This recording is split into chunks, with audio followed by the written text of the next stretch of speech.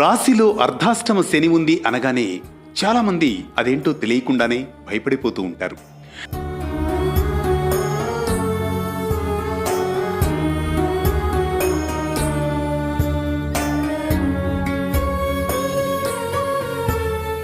జాతకంలో 4వ స్థానంలో శని ఉన్నప్పుడు అర్ధాష్టమ శని అంటారు.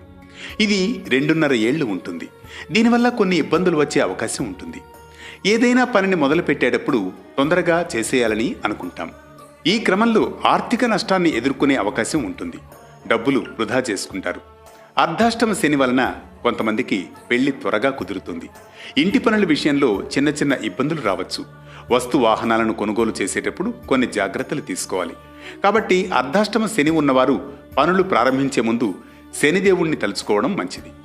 ఓం నమో భగవతే కూర్మనాథాయ అనే మంత్రాన్ని చదువుకుంటే శని ప్రభావం వల్ల కలిగే ఇబ్బందులు తగ్గుతాయి.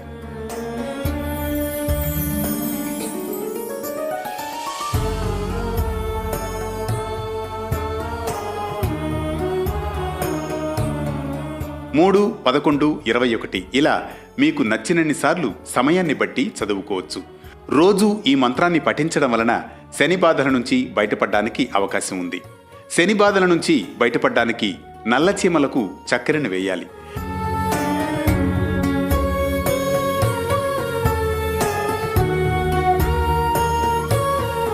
శని త్రయోదశి నాడు శనికి అభిషేకం చేయడం చాలా శుభకరం.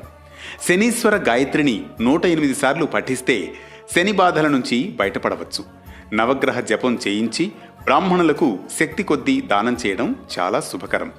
40 రోజులు నవగ్రహ ప్రదక్షిణలు చేసి చివరి రోజు శని పూజ, తైలాభిషేకం చేయాలి.